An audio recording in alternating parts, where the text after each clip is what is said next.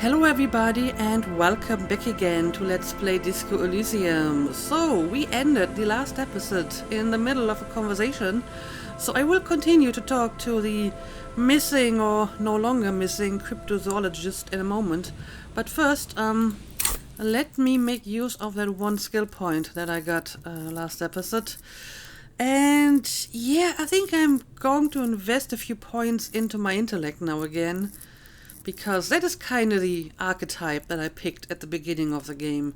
You know, to have a character that is mostly focused on mental abilities. Of course, I didn't want him to be entirely unbalanced, so I invested quite a few points in my other categories. But I think now it's time to go back to the basics and increase the intellect again. So let's maybe increase my conceptualization. There we go. And yeah, this is just a finished quest. And I'm still internalizing this thought over here. Okay. But okay, now let's talk. Oh, what was that? That was a weird zoom. But yeah, let's talk. Hello, hello. What can I do for you, officer? Well, first of all, tell me more about these traps. Well, they may not look impressive, but Lena designed them quite cleverly, so I'm sure they'll do the trick. Lena designed the traps. How do the traps work? What are you using as bait? Let me ask you about something else. Yeah, so tell me more about it. Lena designed them? Yes. Okay, apparently that's all he's going to say, but he does say it with some pride. So how do they work? Simple. Attracted by the locusts, the phasmid crawls down the funnel and, having eaten its fill, can't get back out. So basically there is no real trapping mechanism that would physically trap them inside. They're just going to eat so much that they don't fit through the exit anymore. Is that how it works? At least, that's the intention. The net isn't a perfect solution, but we didn't want to use anything that might damage the specimen's delicate exoskeleton. Well, I mean, on the one hand, I understand that, because a trapping mechanism could damage the exoskeleton. But if it has an exoskeleton, then eating wouldn't, increase its size, because it can't grow, beyond its exoskeleton, unless it decides to shed, one shell and grow another one. So I'm still not entirely sure how this works. But yeah, what exactly are you using as bait? Locusts. Nearly all known phasmids are herbivores, of course. But we've hypothesized that the Insulindian phasmid might occasionally prey on other insects. And how did you arrive at that assumption? I mean, no one has ever seen one of these phasmids, so how can you even begin to understand what they might eat? But okay, it's your business, your hobby. I'm not going to argue with you about that, I guess. Inside the traps, a number of locusts crawl and tumble over one another in a tiny, chittering swarm. All right. A meat-eating stick insect? Does it pretend to be the reeds as part of its ambush behavior? This seems unlikely. Apparently logic is not very convinced either. A carnivorous stick insect seems unlikely. What will you do if these traps don't work? Let me ask you about something else. Yeah, logic doesn't really agree with your logic. Thank you for your opinion. We have also included plant material in the traps to satiate your skepticism. Okay, well, that seems reasonable. Not a big fan of skepticism, this one. Clearly not. And I mean, like I said, this is kinda his, hobby or his activity, and he's very knowledgeable about it, so he probably doesn't appreciate some random cop doubting his methods. I can understand that. So what will you do if these traps don't work? They'll work, I assure you. The predatory hypothesis, using locusts as bait, accounts for the failure of previous efforts by other teams, which use plants. We have given this some thought. Okay. The traps do seem to be deftly and thoughtfully constructed. It's clear the cryptozoologist's wife knows what she's doing. Well, at least when it comes to constructing traps, but they still won't work if the phasmid doesn't exist. But anyway, let me ask you about something else. Yes. What? Lena seems pretty eager for you to return. How did you become a cryptozoologist? Yeah, when do you intend to return to her? And I'm eager to return to her, I assure you. But I can't leave before we finish with these traps. Of course. My wife understands that just as well as anyone. He looks south where Lena would be. Come on, Morel. We've been soaking out here for days. It's time to go back. Why do you talk in all caps? Is this just a fascist thing? You know, like Measurehead, who also was talking in all caps? And leave the traps? Absolutely not. I won't let Lena down. I mean, it's supposed to represent yelling here, but Gary wasn't really yelling before. Come on, she wants us back.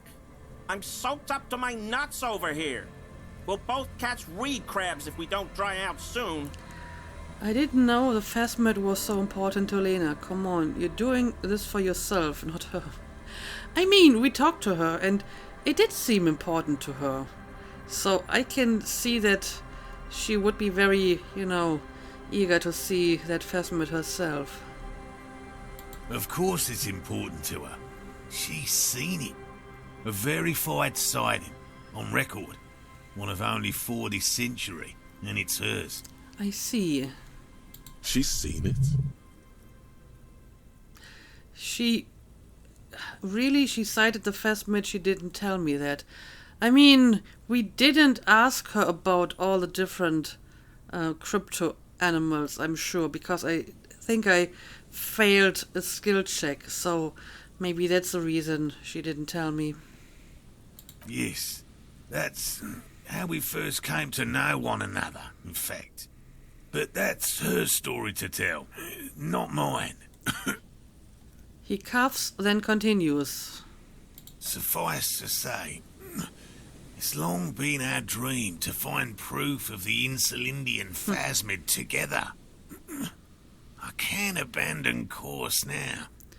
Another cough into his fist this time. Yeah, maybe you should continue to search for it another time. You seem to be getting kind of sick. Maybe you could go back to the whirling, warm up, come back to check the traps later. You should just give up on this bug hunt, okay? I understand I don't give up on things either. Yeah, why not continue this later? No. The traps need to be monitored on a regular schedule. What would we do if the phasmid were to starve while we were sipping tea at the hostel? Well, I see. I could go for some trap setting. You think so? What if we check the traps for you? Well, what do you think of that? I didn't expect you to take such an interest in our work here, officer. He looks at you with obvious surprise. Cryptozoology and detective work are very similar. You mean looking for non-existent creatures? I'm not sure about that. Chaos is my method. I'm its scion. We're looking for someone hiding on this very coast, looking for another thing may lead us to her. That's actually a very reasonable explanation. I have to look around this place anyway. I may as well go and look for your phasmid while I'm doing it. I'm all in with this cryptid shit. I'm hooked. Yeah, I kinda have to look around this place anyway, so if you want me to check on your traps, that's fine. Why not? At least it will give us the excuse to look into a lot of reeds. Right. Even Kim doesn't disagree this time, and usually he's very skeptical of my site investigations. That it will. That it absolutely will. I hope you brought your good boots. Well, I have actually pretty decent boots at the moment, so I think they should be fine for walking into shallow water. So tell me, where are the traps? There are 4 in total. One is to the south, on this little peninsula, by the boathouses there. It's very near. Okay. Another we set in Land's End, to the northeast. It's behind a small sand dune there, on your way to the old radio tower, after the church. Okay, after the church. Yes, I have to go there at some point anyway. So, to the south, to the northeast. The third is set near the canal, where you crossed, by a concrete slab. A big thicket of reeds going up the slope, and among them... He gestures to the trap in front of him. You should check at least one of those before returning to this one, since I just said it. This one's more of a technicality, but still, better safe and stupid than sorry. Okay, and then there's one at the canal. So what do I do if there's a phasmid in one of the traps? Bring it to me at once. Just make sure the trap is closed tight. Right. He's not comfortable with the possibility that you'll claim the find, but he's lying about this even to himself. No, it's fine. I am quite happy to give you all the glory. What if I encounter the phasmid in the wild? Yes, what about that? That's highly unlikely, officer. But in the event you do, I'll spray you with a pheromone mixture I developed. Okay, a pheromone mixture? It's made of musk and research chemicals. The pheromone should attract the insect to you, or at least prevent it from bolting at the sight of you. It's quite potent. Will last you about a week. Okay, fascinating. Lay it on me thick. Present your armpit. I don't want this, thank you very much. Can I smell this pheromone mixture before? I mean, will this have side effects that you're not telling me about? But sure, lay it on me. He douses you with the odd-smelling spray, a double helping as you present your other armpit, and then gives you a satisfied nod.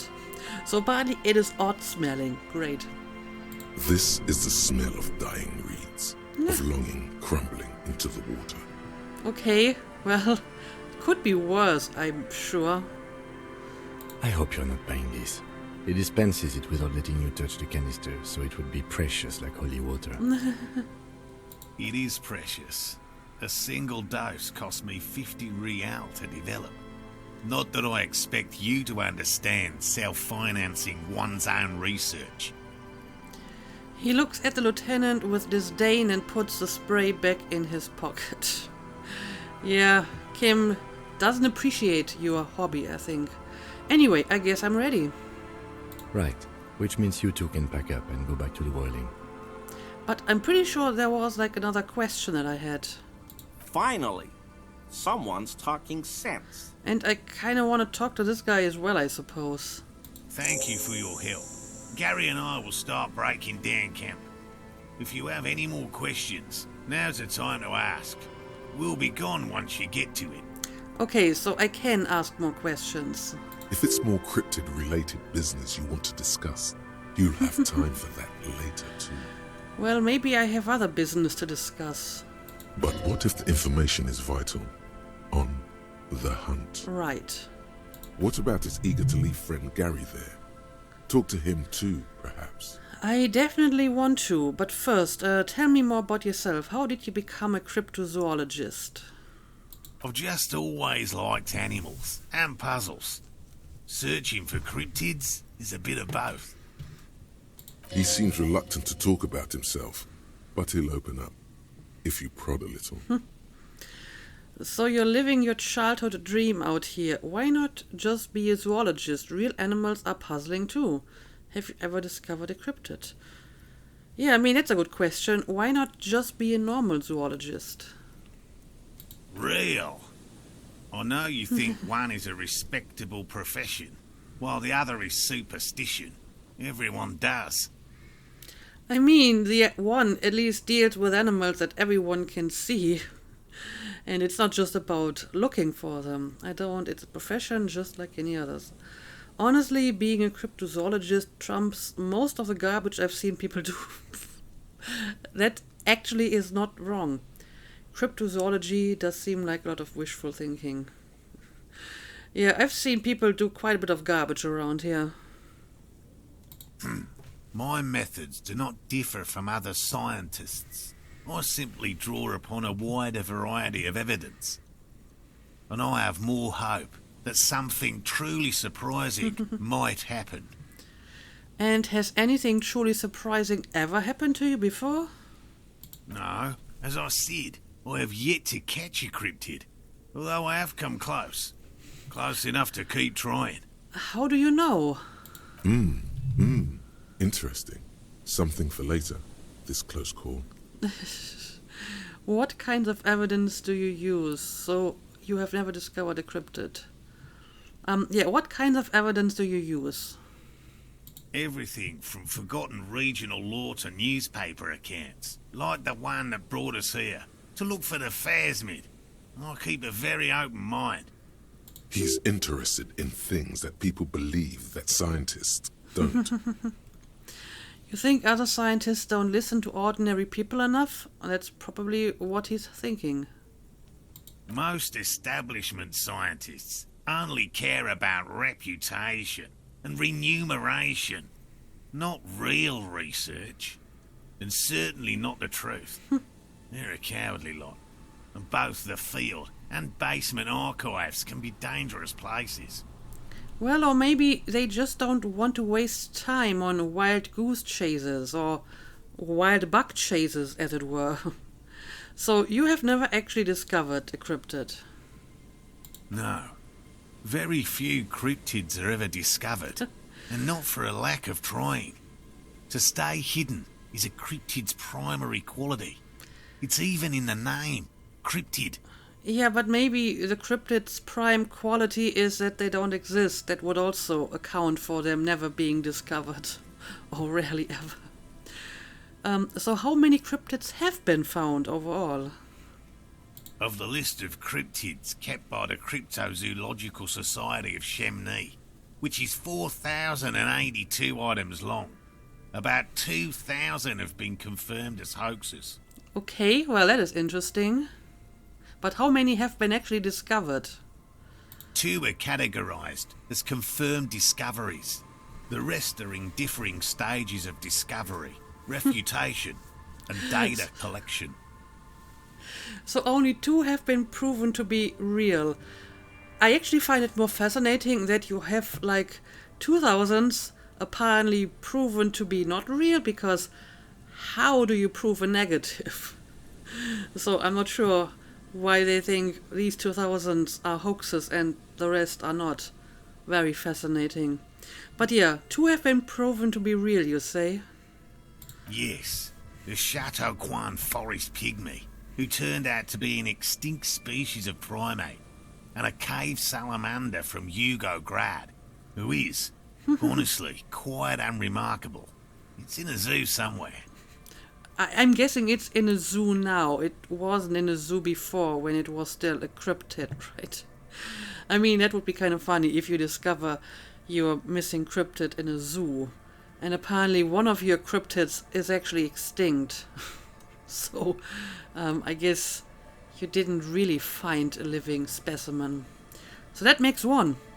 1 out of thousands, okay. We cryptozoologists are brutally honest with ourselves, more so even than the public. With cryptids, most cryptids are hoaxes or they are never found. That does not mean we should stop searching. 2 out of 4,000 is not even 1%. That is true. Not approvingly. Then the Insulindian phasmid will be the 3rd. I don't even know what to say. That's a small number of discoveries. It is. But honestly, I don't want to be such a downer here. So let's be optimistic. Maybe the Insulindian phasmid will be the 3rd. Why not? Indeed. If our expedition is successful, every paper in the world will report on it. From Revachol to Dushantu. It will be a zoological miracle. Well, I wish you all the best. The hair on your arms stand up. Electricity. Sounds like reeds hissing. Whatever that is supposed to mean. He has clearly done his math on this. There is no surprising him or swaying his opinion. Clearly, but I don't really want to change his mind about it. If he wants to hunt cryptids, then this is his time to waste, so fair enough. And maybe he will be successful, who knows. There is a small chance that at least a very few of these crypto animals might actually be real. I don't know. But yeah, basically you're living your childhood dream here, huh? It's not child's play. Just because I have to traipse through the mud every so often. His eyes narrow. Okay. I didn't say it's child's play. I said it's your childhood dream. That's something different. But whatever. Thanks for explaining. Yes? Let's talk about specific cryptids. Oh, I can ask even more. Let's do it. All right. What cryptids precisely? I usually discuss these things with specialists, so I don't know what. Well, let's see. We would have to discuss. He wants to say, but decides against it, since you've offered to help. Very generous. You need to ask him about specific cryptids. Cryptids you've heard about from Lena, or his friend Gary.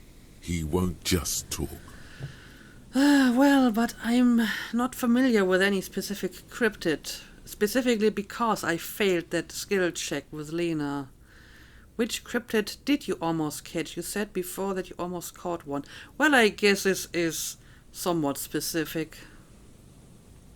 A willow person. It's a long story. One non-specialist would find rather dull. A willow person? What is that? Willow people? Not at all. Please tell me about willow people. They're not people, really. Some argue they aren't really animals, as they seem to have evolved directly from trees.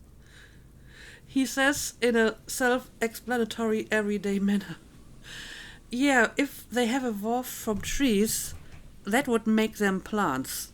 You can't just change your species or whatever. Not like that anyway. But okay. They're very, very thin, almost flat in fact, and can camouflage themselves easily, wrapping themselves around trees and blending in with the tree bark. In that way, they're not too dissimilar from the phasmid we're looking for here.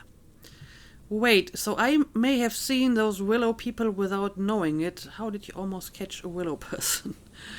Yeah, I guess I might have. You probably have. And how did you almost catch one? Gary and I painted an entire grove's worth of trees in slow-drying paint. It was a bright lavender colour. I was hoping one of the willow people would get paint on it and not be able to camouflage itself. Okay, fascinating.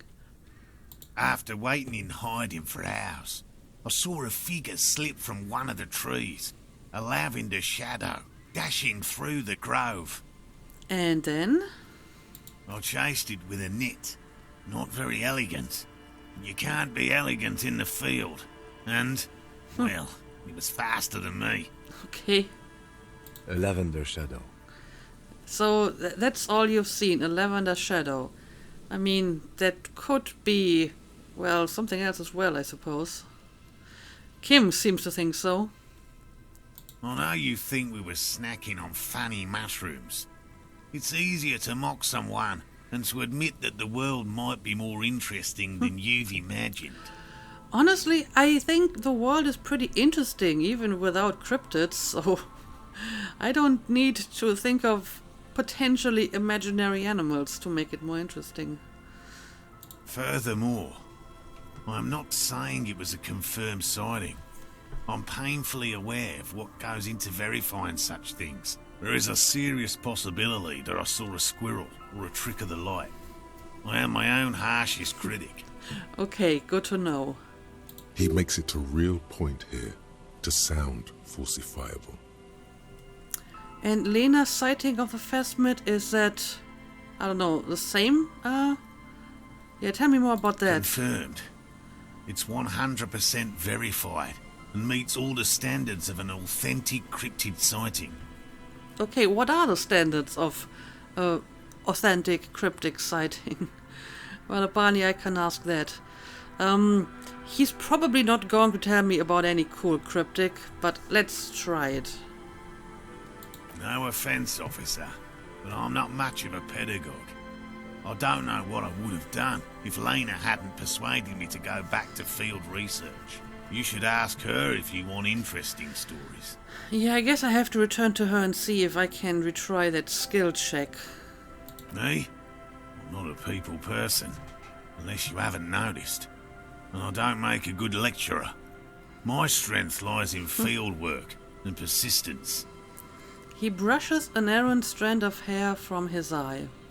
This is a gruff man who's been ridiculed too many times to feel comfortable talking about what's dearest to his heart. It's in his shoulders. His face is everything. Okay, well, I might not agree with him, but I can respect his passion. Alright, let's change the subject. By all means. And yeah, that's all I can ask for the moment. And he doesn't sound so well. You really should take a break. Now, before these two guys pack up, let's go and talk to the Hello, I'm cryptofascist. Gary. Very generous of you to help us out, officer. Right. Yellow man. I mean, officer. You're not very crypto about your fascism, huh? The lieutenant raises his eyebrows slightly and takes out his notebook. Yes, please take note of that. Also, the weather has very suddenly changed. Very odd. Yellow man. Interesting. This is something to ask him about, after a little probing first. Yeah, let's do some probing. I'm just waiting for my friend Morel to finish up with his insect traps so we can return to civilization. Not a lover of the great outdoors. Yeah, I'm more of a city boy too. So, you're friends with Morel, but you're not really a cryptozoologist yourself. Also, I've been wondering why he has such a weird background that is clearly not the background he's currently in. But I think this is supposed to be the flag, right, that we saw earlier at some point, the Revacholian flag, because it had like a sun on it. So, that's probably why he has such a weird background. Not a lover of the great outdoors. Yeah, more of a city boy too. Yeah, I guess you don't really want to be here? I like nature, just not this bloody coast. It's mostly drunks and degenerates that come here. Right. Degenerates. This man respects authority too much. To see the truth inscribed upon thine own visage. Pretend thou art a paragon of virtue. Okay, well, let's see if I can do that. I am neither of those things, I can assure you. I'm a by-the-books, clean as a whistle officer of the law. I'm not even tempted to touch intoxicants. Well, in my defense, I haven't touched intoxicants for quite some time. Like at least 3 days. I'm not sure. When did I drink the alcohol? I think it was like the end of day 2 maybe. Or maybe it was day 1. So it's been 2 or 3 days. Degenerates, I've been trained to identify the slightest hint of degeneracy by the preeminent authority on it. Drunks and degenerates, that's my crew. Sadly, I think I might be a drunk or degenerate, maybe even both. Nobody's perfect. I'm sure you've been tempted to drink. I mean, this is still a pretty bold-faced lie. I guess this is somewhat true. I've been trained to identify the slightest hint of degeneracy. Yeah, let's pick this one. Oh, I didn't mean it in any scientific way. Of course. His gaze shifts nervously to the pile of soggy logs at his feet. Yeah, what are you trying to do here? Start a fire, right? Serious question time. This man is no innocent. No one is. Okay, let's see. What do we want to ask him? Do you know anything about the man hanged behind the whirling in rags? Is this your mug? Hold up the yellow man mug. Oh, yeah, right. I'm just going to ask anyone who is, like, remotely fascist if this is his mug. Are you a cryptozoologist too? You were surprised to see my colleague, Lieutenant Kitsuragi. Yeah, I don't know. Let's maybe start with a more innocent question. Are you a cryptozoologist? Probably not, huh? No. I help Morel with research sometimes, and I've learned some things along the way. But I don't usually go in for picnics like this on my own. I see. After all this time with Morel, he must have an opinion on cryptids. This could lead to a good one. You think so? I'm into cryptids. Do you have a favorite? Fascinating. Let's talk about something else. Well, conceptualization. After passing a challenging skill check, I think I should pursue this line of questioning, so I guess I will. Oh, yes, the burning rhino. Morel doubts he's real, but I don't much care, because I won't be the one looking for him out in Safra Serai. The burning rhino. So tell me more about that. A rhinoceros that looks ordinary during the day, but burns brightly by night. Well, at least the males do. Yeah, I'm kind of skeptical about this one too. I feel something like this is very hard to miss. How do they burn? Why only the males? Yeah, how exactly do they burn? They have special ducts just above their shoulder blades that secrete a combustible fluid. When the rhino is just beginning to light itself, it looks as though it has wings of fire. I mean, that sounds like a really badass animal, but why would it do that? What is like the purpose of this kind of display? But how is this combustible fluid lit? Yes, tell me more about that. The rhino starts running very fast to build heat, then stops, raises its head, and sparks fly from its neck, setting its back ablaze. This seems unlikely. I can buy into that. A flaming rhino. I want to be just like that rhino running through the night with guns blazing. I mean, that would be pretty neat. We don't really do that around here. Come on, don't be such a downer, Kim.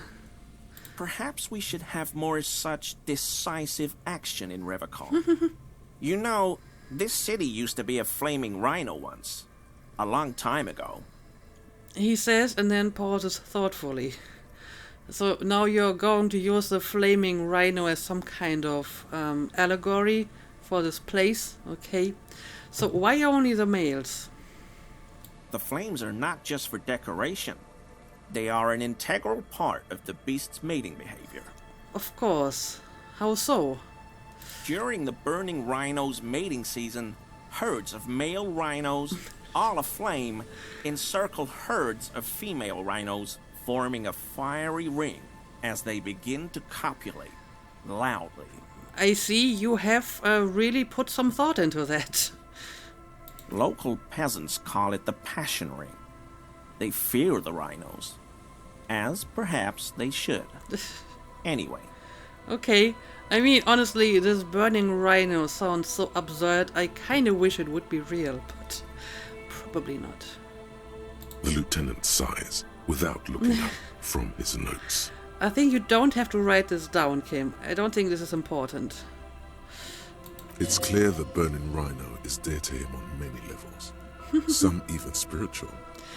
Yeah, maybe I don't really want to know more about that, why this is so important to him.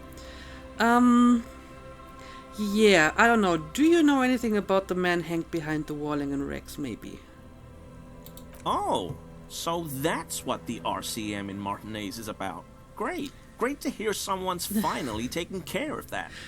Yes, what did you think we are here for? So you do know something about it? No. Nothing. He was some kind of mercenary. But everyone here knows that. I'm just glad to hear you're looking into it. That's all. But surely you must have heard at least something about this, right? He's not feeling very comfy in his clothes, is he? Strange. Huh. Okay. He didn't kill him or anything, but there's something going on here. What makes you so sure about that drama?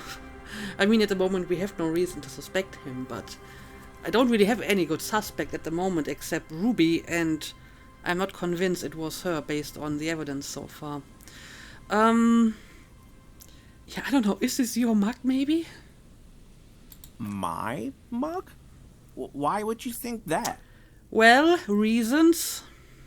His eyes widen at the sight of the mug. He's seen it before, all right. You said yellow man. That's not something many people go around saying, indeed. It seemed as if you were calling to it longingly when you cried yellow man. I can see you recognize it. It's in your eyes.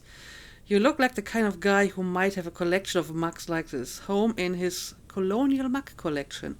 Well, if that is true, then he would be the person living in the room that we broke into, right? And I mean, that would make sense, because if he's a cryptofascist, he's not like very open about it. And that would explain why Evra wanted me to, investigate him or scare him or whatever. Yeah, you said yellow man, and this is a yellow man mug, so it's obvious that I make this connection. Really?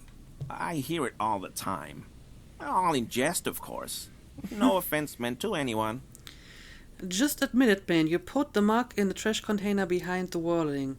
Still seems suspicious. Did I mention the mug was found at the scene of a lynching? All right, I believe you. You look like the kind of man who knows it's a crime to lie to an officer. Yeah, I'm pretty sure you put the mug in the trash container. Maybe. Okay. Yes, I did. I know I shouldn't have, and I am very sorry, officer. You're not going to find me, are you? Apparently I can fine him. Rip out a fine slip for 20 real.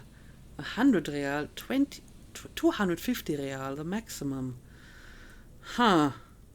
I feel if I go too high, he's going to doubt that this is actually a proper fine. But if I, go for a more reasonable number, he may actually pay it just, to get rid of this problem.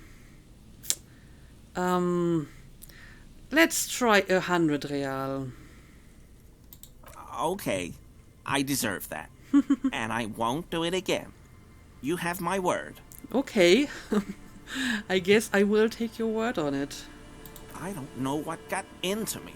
Stuffing my garbage in another man's property, I've been having trouble at work lately. The Koikos are price dumping us out of competition. Yes, of course, that's the reason you did it. What did you do, Gary? Nothing. Just answering some questions. Helping out the law.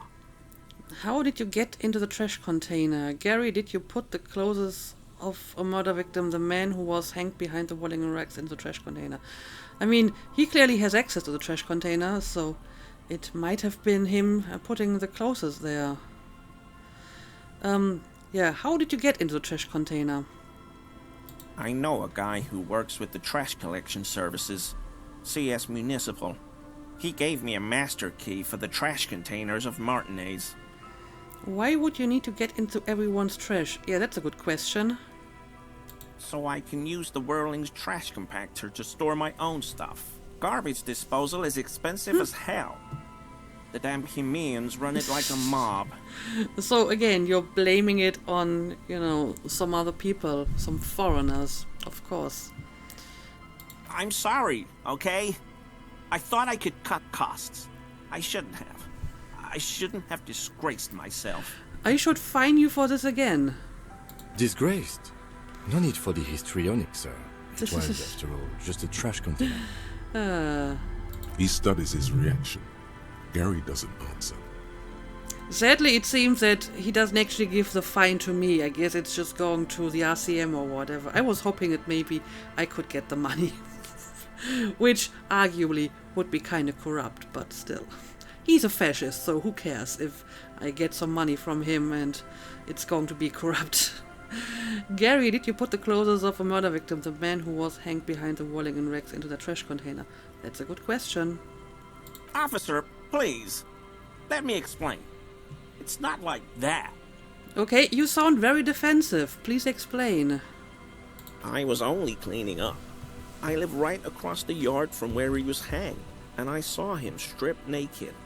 All the clothes lying around in the yard, smelling. People are animals, you know? Okay, so he does live in that apartment that we've seen before. So it is his mug collection. And I guess this is the flag in the apartment that we've seen, the Revacholian flag.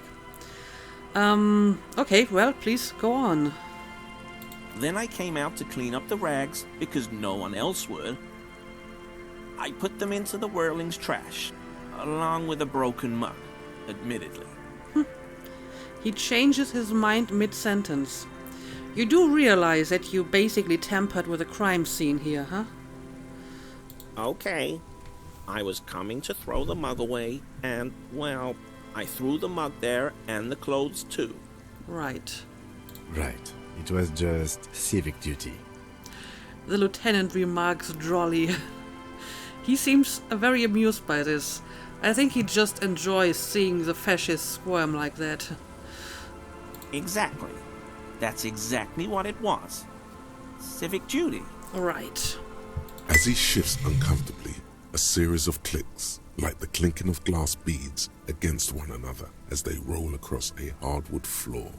You've heard this sound before, but where? That's a good question. What's that strange sound? What sound? That clinking I just heard when you moved. Don't mess with me, I think you know what I'm talking about. Yeah, you probably know what I'm talking about. I haven't the slightest. There's lots of weird stuff out here in the reeds, though. Insects, trash. Could be the wind shifting some garbage nearby.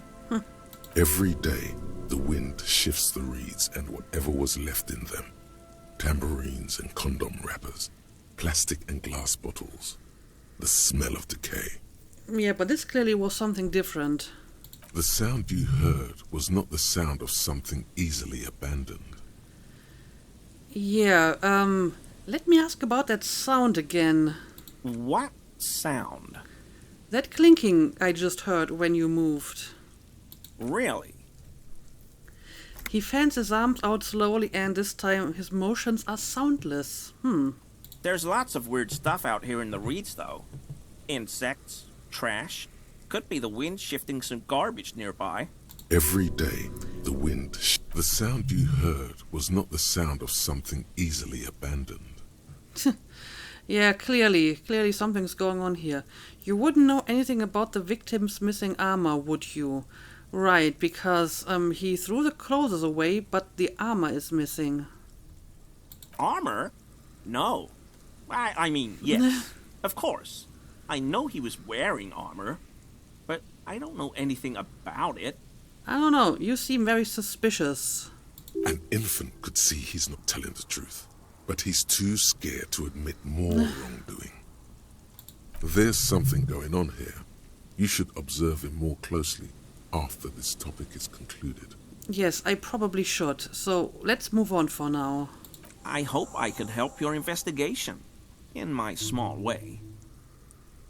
He's visibly relieved it's over. Does this mean you were in his apartment, admiring his colonial mug collection? Perhaps it would be interesting to tell him. It probably would be. Also, I have like a composure check here.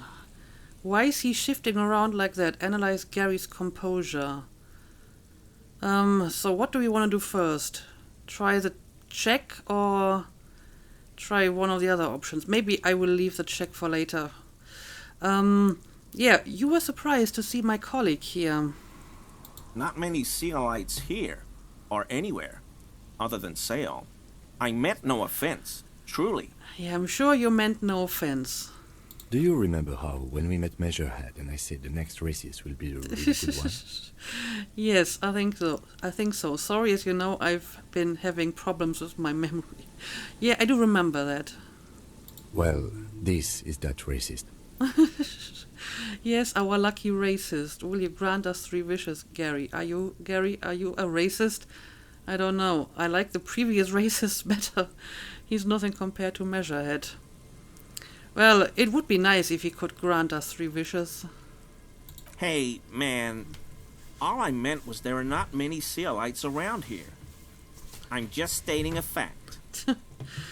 Do you have a problem with Seolites? The lieutenant is a native of Revachol, yes. What are they doing in that Seol of theirs? Scheming?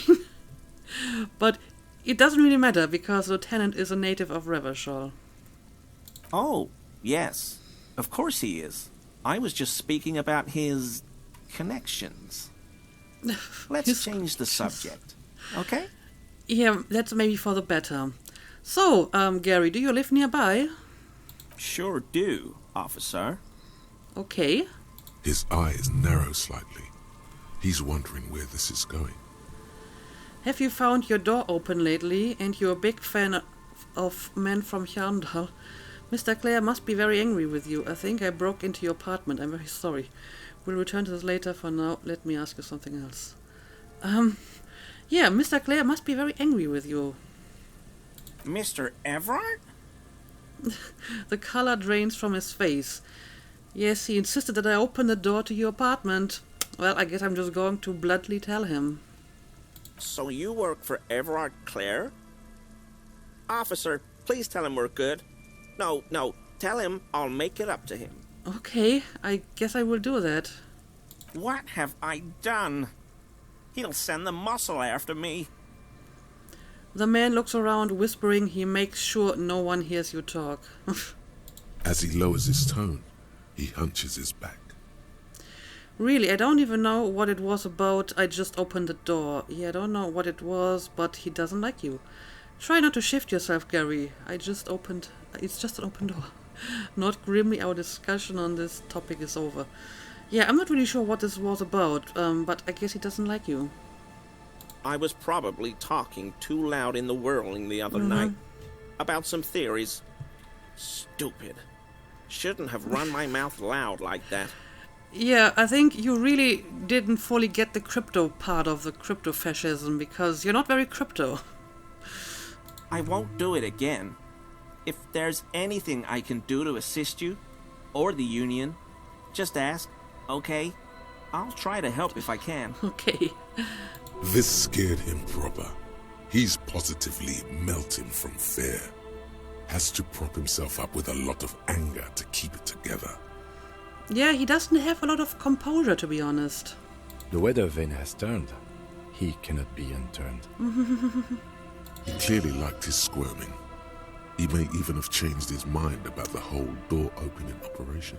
And it gave me more points for this composure check, so I think I don't really have to look at my inventory if I can increase my composure. This should be a home run. That shirt looks very uncomfortable on him. Look at the buttons, barely keeping that thing together, as if something is ready to rip out from underneath. His massive musculature, something worn underneath it, probably the latter. Yes, like a piece of ceramic armor, for example. One that makes a clicking sound when the plates meet each other, resembling pearls or marbles, stolen from the corpse in the yard near where he lives. Right, so he kept a piece of the armor. I see you're a connoisseur of high-quality combat gear. I knew you'd figure it out, officer. I'm sorry I didn't tell you at once. He unbuttons the shirt. I should totally fine you again. I was ashamed of what I did. And I didn't want you to know. You see gleaming white ceramic shine underneath. A thin layer of interlocking plates covers his gaunt torso. We're not detecting falsehood, sire. He's gearing up to admit the truth. All right. Gary, what's going on? Your partner is a thief. Later, Morale. I've got apologizing to do. And apologizing a lot. No, you've got explaining to do. Give me that armor now. Why did you really put those clothes in the trash? Why did you lie to me, Gary? Do you know who killed the hanged man? Yeah, first of all, give me the armor, please. He sighs again, hangs his head, and unbuttons his shirt fully. A cuirass that matches the dead man's boots comes into view.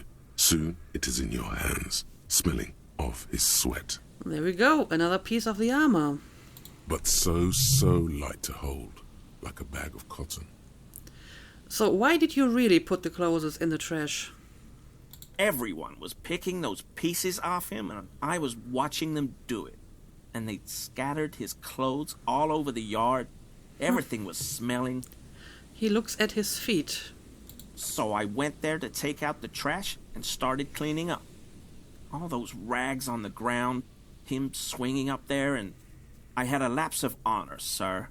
I thought, he's a foreigner. They all say he wasn't from here. Yeah, that is actually correct. He was from Orania. Only the cuirass was left, so I stripped it off him. It was early in the morning. No one saw me. I took it with me. It was a mistake. Had I known it'd give you guys trouble, I wouldn't have... Fuck. You truly should have known that.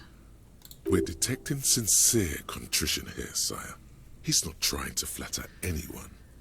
Yeah, his composure is completely gone and he is just a wimp now. It's okay. It was a loose end, and you are tying it up now. I'm so fucking sorry I called you Yellow Man. Sealite officers commanded the suzerain's navy. Most of them sided with the king when... He shakes his head. They were thoroughly conservative men, he realizes suddenly. So apparently the fact that they were foreigners was worse in his mind, and he overlooked the part that they were actually supporting the king. Figures.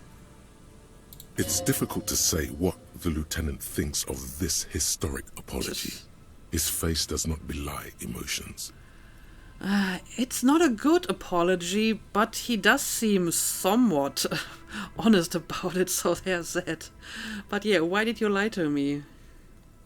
Because I was weak. I should have told you the moment I saw you. But...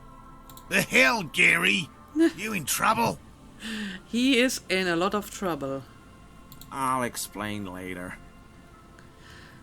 So, can you tell me more about the hanged man, maybe? I always thought it was the Union, but I sure as hell won't go around saying that anymore. You have my word. I don't know, and I won't be running my mouth on this subject anymore. That's probably for the better. This is all he knows. Alright, in that case, I suppose we are done.